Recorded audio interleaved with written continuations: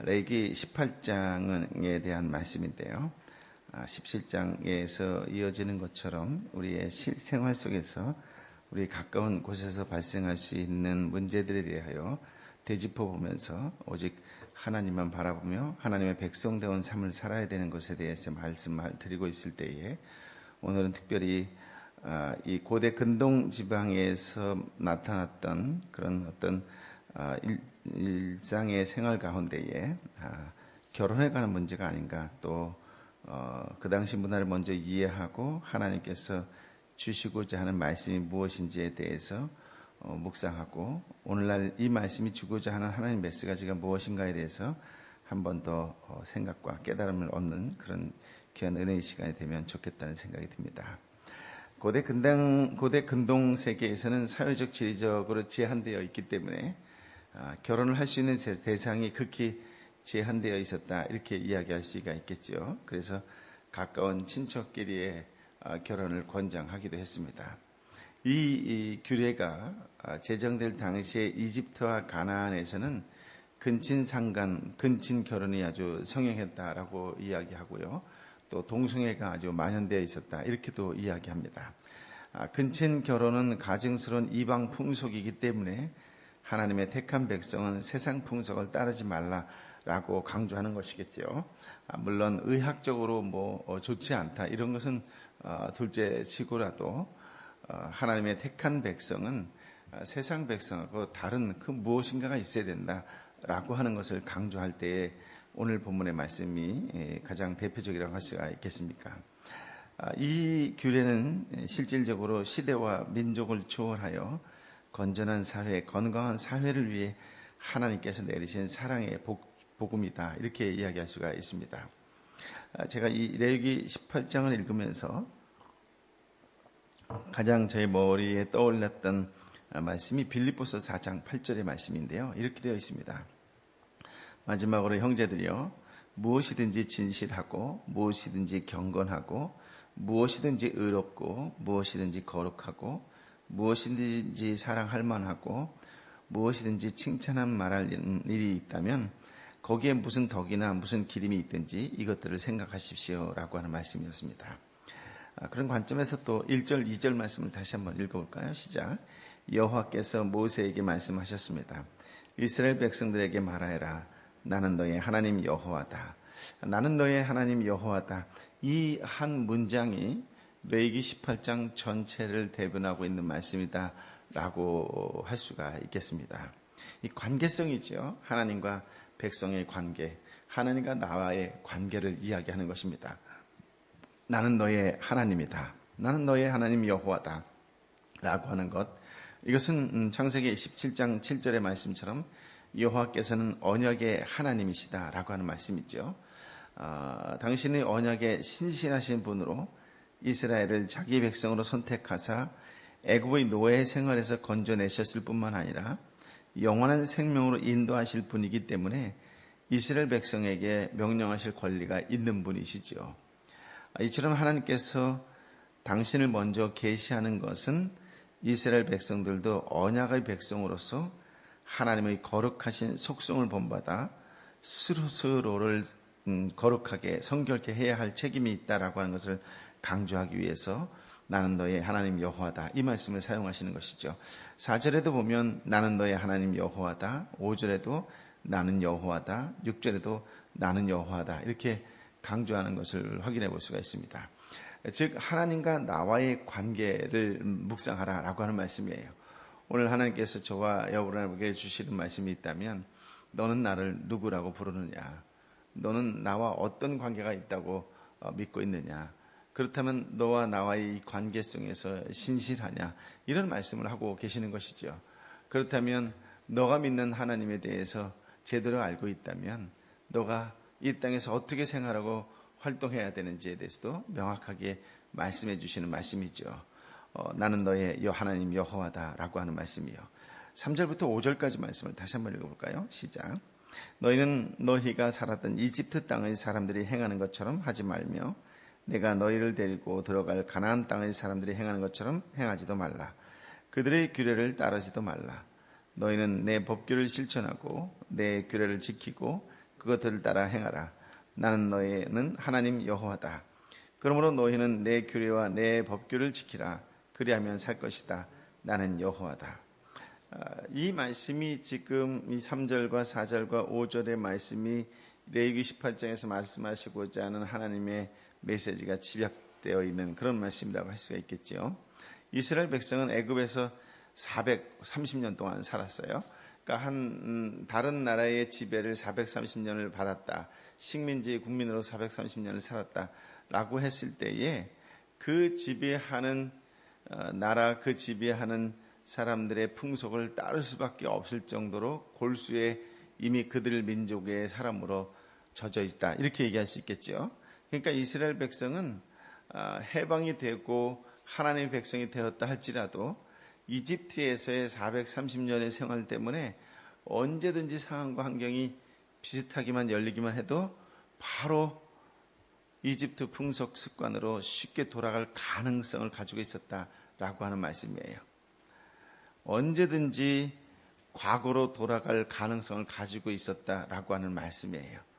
또한 가나안에 대한 동경심을 가지고 있었기 때문에 가나안 풍속 습관을 받아들이기가 누구보다도 쉬운 그런 가능성을 가지고 있었다라고 하는 거예요.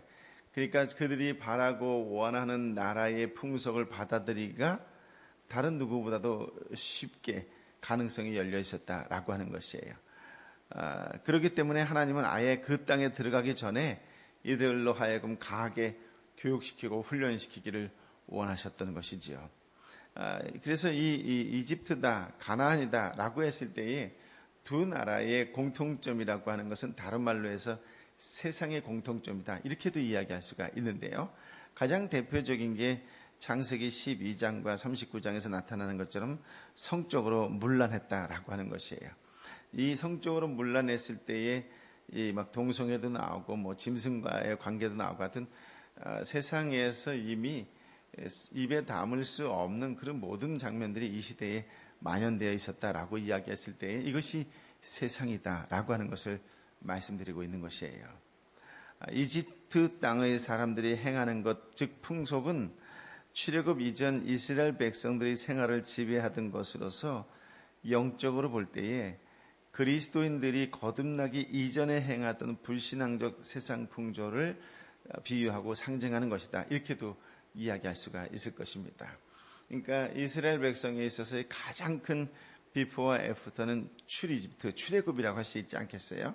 근데 인간의 속성이 430년 동안 젖어 있었던 그 불신앙적 요소가 언제든지 불쑥불쑥 튀어나올 수밖에 없는 상황이다라고 하는 것인데 이것을 빗대어서 우리가 예수 그리스도를 믿는다 할지라도 예수 그리스도를 인격적으로 만난다 할지라도 우리는 과거의 그 습성이 100% 끊어지기가 쉽지 않아서 상황과 환경이 비슷하게만 흘러가도 불신앙적 요소가 불쑥불쑥 드러날 수 있다라고 하는 것을 영적인 메시지로 주시고 있는 것이다라고 할 수가 있습니다.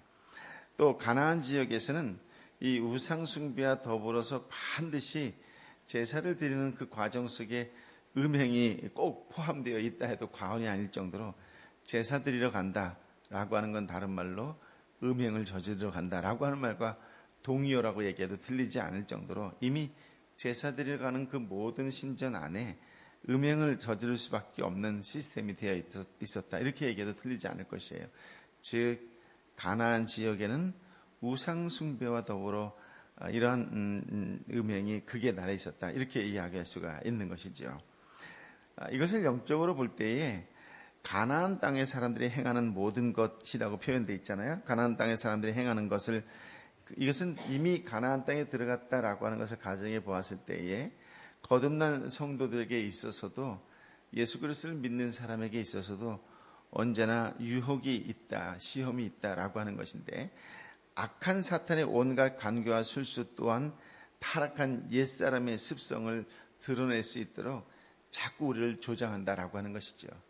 우리가 예수 그리스도라고 하는 새 사람의 새 생명의 옷을 입었다 할지라도 언제든지 우리로 하여금 옛사람의 습성에 빠지도록 유혹하는 것이 여전히 존재한다라고 하는 것입니다. 그러므로 우리가 오늘 이 1절부터 5절까지 말씀을 통하여 첫 번째 머릿속에 반드시 우리가 기억해야 될 것이 있다면 그것은 나는 너의 하나님 여호와다라고 하는 말씀이에요. 그러니까 하나님이 나와 어떤 관계에 있는지에 대해서 분명히 다시 한번 깨닫고 나는 하나님의 딸입니다. 나는 하나님의 아들입니다. 나는 하나님의 자녀입니다. 라고 하는 고백이 곧 저와 여러분 한 사람 한 사람의 고백이 되어야 된다라고 하는 것이에요. 그때에 우리에게 주의사항 두 가지는 불신앙적 요소가 또 옛사람의 습관이 남아있는지에 대해서도 늘 주의하고 경계해야 된다라고 하는 것이죠. 이 불신앙적 요소와 또 옛사람의 습관을 발견할 수 있는 것은 말씀을 묵상할 때에 발견되어지거든요. 말씀 앞에 철저히 내 자신을 점검하는 것을 통하여 그 싹이라도 남아있다면 도려내는 아픔을 감당할지라도 철저히 도려내어서 온전히 하나님의 사람으로 순종하는 삶을 살아야 된다라고 하는 것을 오늘 우리에게 주시고자 하는 메시지라고 할 수가 있습니다. 또 다르게 확대해서 해석해 본다면 애굽 땅에서는 이미 떠났고 가나안 땅에는 아직 들어가지 못한 상태에서 하나님께서 우리에게 말씀을 주시는 것이에요. 잘 묵상하면 자녀들에게도 우리에게 어떤 말씀을 주어야 되는지도 깨닫게 되는 메시지다라고 하는 것이죠. 가나안 땅에 들어가게 하신 것도 가나안 땅이 젖과 꿀이 흐르는 땅이기 때문에 보내주신 것이 아니라고 하는 것을 기억하셔야 돼요. 다른 말로 또 하나의 앞에 나왔던 예를 든다면 하나님께서 이스라엘을 애굽에서 해방시킨 것은 애굽에서 살 때 못 먹고 헐벗어서 그들을 구출해낸 것이 아니라는 것이에요. 오히려 그들은 거기서 고깃국 먹으면서 사는 데는 지장이 없었다라고 얘기해도 틀리지 않아요. 그런 상황에서 하나님이 이스라엘 백성들을 출애굽시킨 것이에요. 가나안 땅이 젖과 꿀이 있기 때문에 단순히 그를 들여보낸 것이 아니다라고 하는 말씀이에요.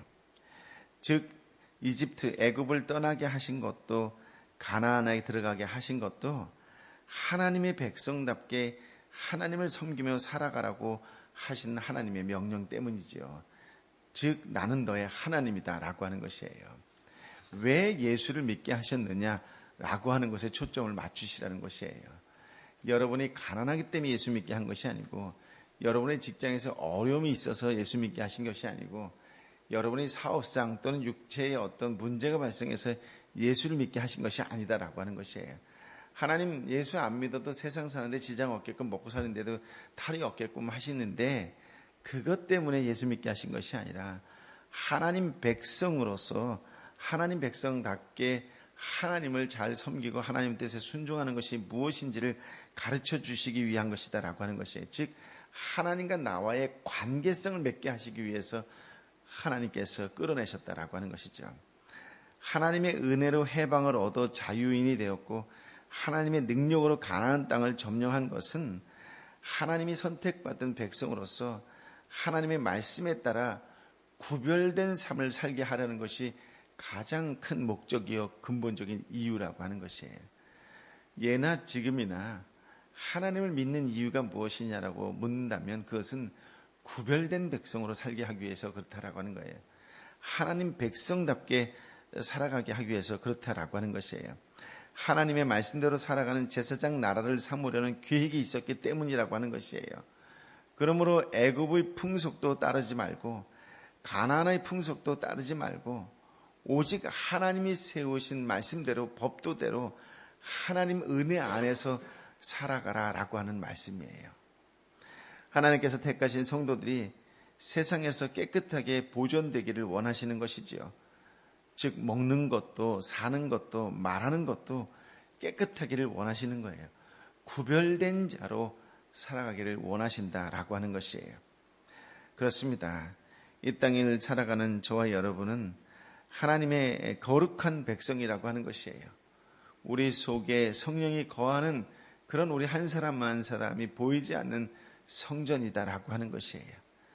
그 의미와 그 개념을 가지고 살아가라라고 주시는 말씀이 나는 너의 하나님이다라고 하는 것이에요. 나는 여호와다. 끊을래야 끊을 수 없는 신실한 너와의 관계 속에 있는 하나님이시다라고 하는 것이에요. 그래서 나는 여호와다, 나는 여호와다 이렇게 해서 강조하시는 거예요. 신약적 말씀으로 표현한다면 난 너의 아버지다라고 하는 거예요. 끊으려 끊을 수가 없다라고 하는 거예요. 예수 그리스도의 새 언약이 주어진 하나님의 백성이다라고 하는 거예요. 그러므로 우리가 예수 그리스도의 이름으로 나아갈 때마다 세상 그 어느 것도 하나님과의 사랑을 끊으려야 끊을 수가 없다라고 하는 말씀이지요. 5절에 보면 그러므로 너희는 내 규례와 법규를 지키라고 할 때에 이 규례와 법규에 대하여 좀 더 단어적 의미들을 파고 들어가면 동사로 쓰일 때 선택하다, 결정짓다, 판결하다라고 하는 뜻이 나와요. 즉 하나님의 말씀으로 인생의 모든 선택과 판단과 결정을 하라는 것이지요. 모든 것을 잴 수 있는 척도를 삼으라라고 하는 말씀이에요. 이 하나님의 말씀이 모든 선택과 판단과 결정을 하는 것의 기준이 되어야 된다라고 하는 말씀이에요. 세상 사람들이 좋아한다고 나도 그것을 좋아해서는 안 되겠지요. 다시 여러 번 강조되어지는 말씀이 구별된 생각과 구별된 삶이 되어야 한다라고 하는 거예요. 요즘 젊은이들의 말대로 한다면 진정한 그리스도인이라면 그리스도인다운 칼라가 있어야 된다라고 하는 것이에요. 하나님 백성이면 하나님 백성다운 향기가 나고 하나님 백성다운 색깔이 나야 된다는 것이죠. 그러한 삶을 더욱 두드러지게 강조하고자 주시는 말씀이 레위기 18장이다. 이런 말씀이에요. 나는 예수 그리스도의 향기인가? 그렇다면 나는 예수 그리스도를 믿는 사람으로서 어떤 색깔을 드러내고 있는 것인가? 그리스도인으로서의 향기와 컬러가 분명해야 된다라고 하는 말씀이지요. 그러면서 이제 6절 이하의 구체적인 적용에 대해서 말씀이 나오는 것입니다. 6절에 보면 이렇게 되어 있죠. 너희 가운데 누구도 가까운 친척을 가까이에 성관계를 갖지 말라. 즉 근친상간에 대해서 이야기한단 말씀이죠. 이런 말씀이 나온 배경은 앞서 말씀드린 것처럼 출애굽이나 당시 이집트나 당시 가나안이나 이 주변 근동 국가들이 하나같이 다 이런 문란한 생활을 했다라고 하는 것이에요. 즉 얼마나 극심했으면 하나님께서 규례로 법규로 정해주셨겠느냐라고 하는 말씀이죠. 그래서 7절 이하의 말씀을 정리하면 7절 8절은 아버지와 아내를 범하지 마라. 9절 11절은 자녀와 손녀를 범하지 마라. 12절 14절은 아버지나 어머니의 여형제 및 그 형제의 아내를 탐하지 마라. 15, 16절은 자부 및 형제의 아내를 범하지 마라. 17, 18절은 이중 성생활을 금한다라고 이런 금지에 대한 명령을 주시는 것이다라고 하는 것이에요. 이 지역에서 당시의 사회에서 너무나 만연되어 있었다라고 하는 것이죠. 이것이 지금 사람만의 관계 속에만 나오지 사실 더 다른 말씀을 보면 동물과의 관계도 나오고 동성애도 나오고 이런 것도 굉장히 많이 나오는 것을 볼 수 있습니다. 그러므로 이스라엘 백성은 이집트에서 나왔지만 애굽에서 430년 동안 살았던 그 애굽 사람들의 풍속에 쉽게 물들 수밖에 없는 환경에 놓여 있었다라고 하는 것이에요. 하나님을 믿었으면 믿은 자로서의 끈을 끊지 못하면 계속 얽매일 수 있다라고 하는 것이지요. 그래서 하나님께서는 택한 백성에게 이스라엘에게 율법을 주시면서 금지 명령을 주시는 거예요. 이것 역시 주시는 이유가 뭐다?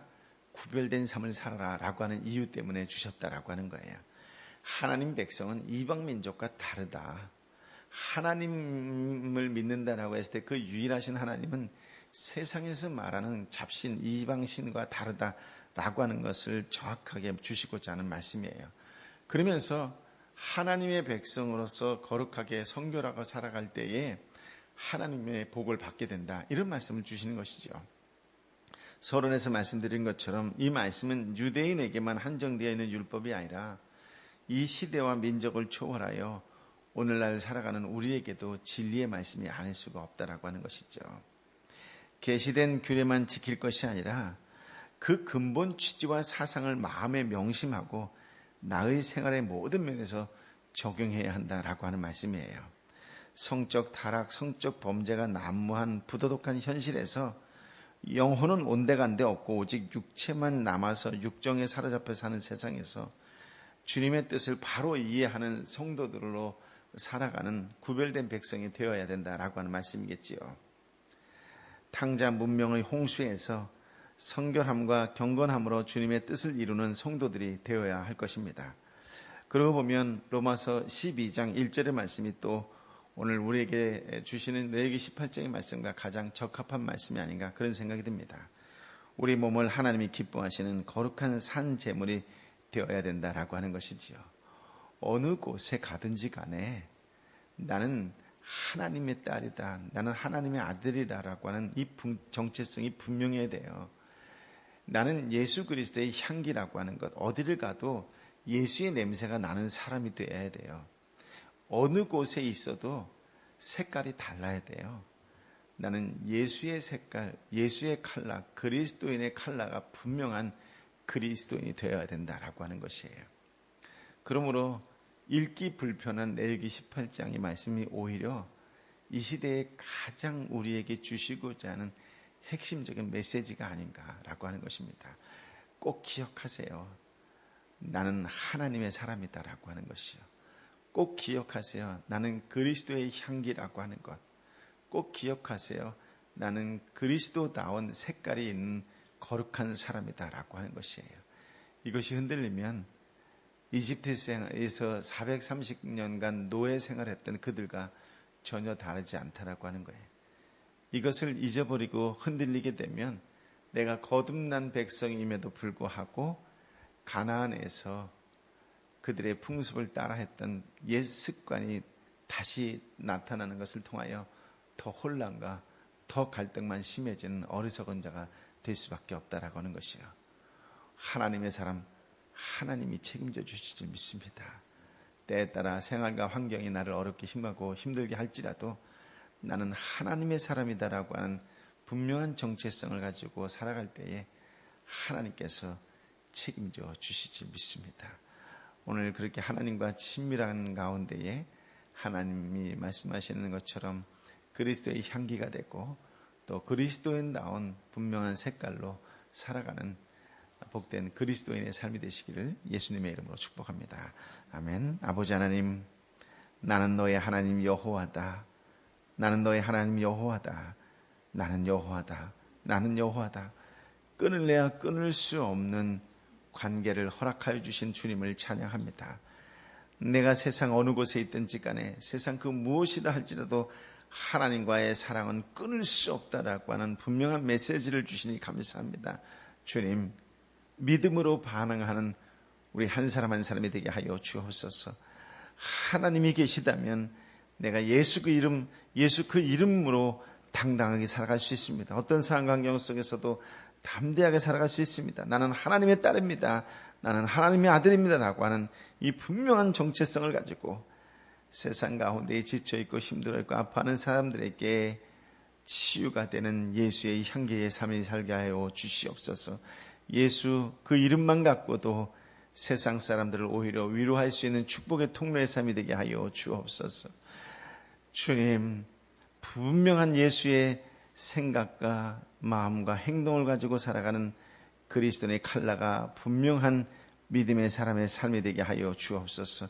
우리가 가는 곳에 어둠의 역사가 물러난 일이 일어나게 하여 주옵시고 아파하고 지쳐하고 힘든 영혼들이 다시 생기와 생기를 얻는 그런 놀라운 성령의 역사가 일어나는 그렇게 성령의 사람으로 쓰임받는 축복과 구원과 은혜의 통로의 삶이 되게 하여 주옵소서. 아버지가 내 삶을 책임져 주실 줄 믿습니다. 아버지가 나에게 모든 것을 물려주실 줄 믿습니다. 믿음으로 부르짖으며 나아가는 이 새벽이 되게 하여 주옵소서. 이제는 길이여 진리여 생명 되신 우리 주님 예수 그리스도의 은혜와 아버지 하나님의 크신 사랑과 성령 하나님의 위로 역사 교통 충만하심이 아버지는 나의 하나님이십니다. 하나님은 나의 아버지이십니다. 내 아버지이시기에 나의 모든 것을 다 속속들이 아시고 이미 계획과 이미 모든 것을 준비해 놓으셨는 줄 믿습니다.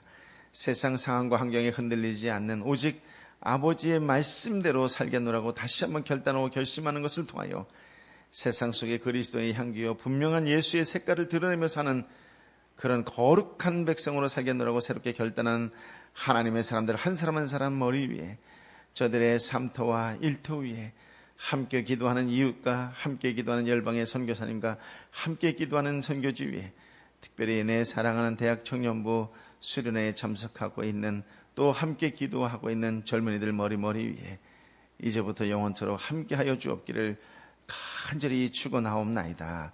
아멘.